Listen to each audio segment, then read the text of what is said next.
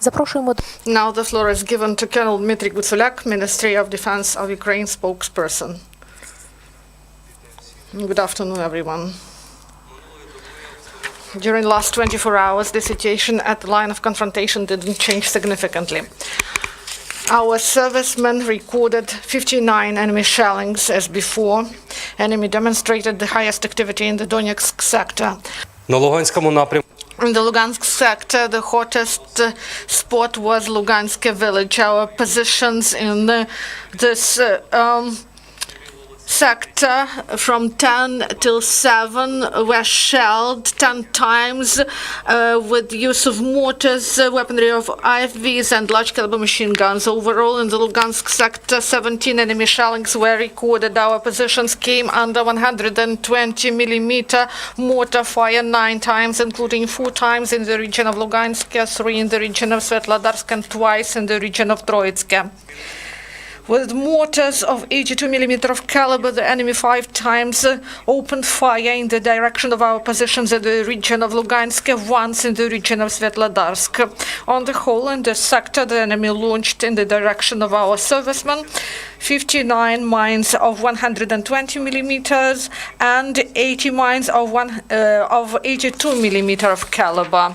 Also, enemy shelled with the use of grenade launchers and large caliber machine guns our positions near Novolugansk and Novgorodsk. In the Donetsk sector, 42 enemy shellings were recorded. The highest activity was demonstrated by the enemy in the region of Vodyane, Kamenka and Butivka mine. With the use of mortars of 120 millimeter of caliber, the enemy delivered fire in the region of Novotroitsk, Lebedinsk and Pavlovil.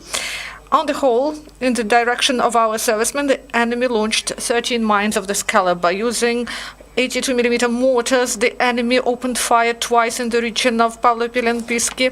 On the whole, in the direction of our positions, the enemy launched 13 mines of this caliber, and the enemy shelled with the use of small arms, large caliber machine guns and grenade launchers of different types.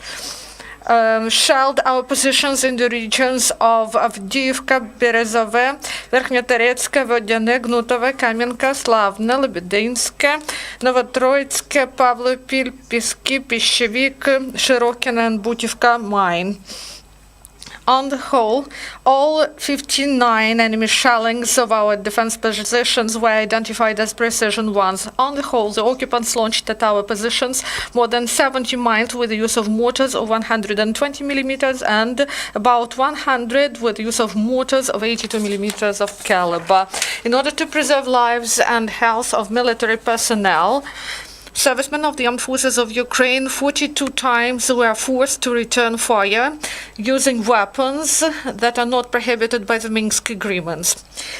In the result of enemy shellings, 2 Ukrainian servicemen were injured. They were brought to mobile hospitals. Their health condition is assessed as of mid-severity. According to the information provided by the main intelligence department of the Ministry of Defense of Ukraine, in Russian occupation forces, dissatisfaction is on the rise among servicemen, Russian servicemen with conditions of their service. There is an increase in the number of deserters and contract servicemen who handed early resignation. At the same time, Russian occupation power intensified activity to man occupation forces with local residents.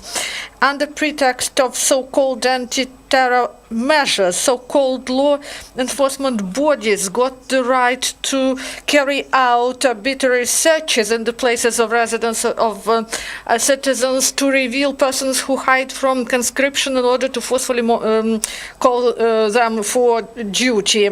And this activity raises dissatisfaction among local residents, and they fear that they won't be able to be employed in the outside temporarily occupied territories in the future. According to press center of ATO, reconnaissance of headquarters of anti-terror operation see the intensification of activity of Coast Guard, of Border Guard Service of FSB and Black Sea Fleet of Maritime Forces of Russian Federation and the Azov Sea, and there is a reinforcement of of the grouping of Russian Federation with ships and additional vessels, and maybe the aim is the symmetric measures on the detention by State Border Guard Service of Ukraine in the Azov Sea, the fishing vessel Nord, and ATO warns the Ukrainian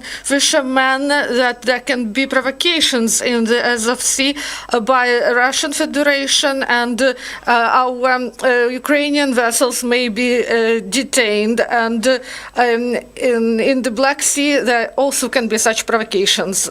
And according to ATO headquarters, yesterday representatives of Russian occupation forces handed over to Ukrainian side the body of fallen Ukrainian servicemen of the Armed Forces of Ukraine who went missing on the 8th of April while being on a mission at the line of contact between the sides. Search group evacuation 200 delivered the body of the fallen servicemen to the place where identification procedures and forensic examination will be carried out.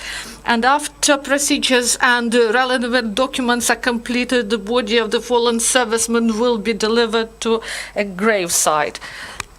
This is all. Thank you. Do you have questions, colleagues? If there are no, thank you.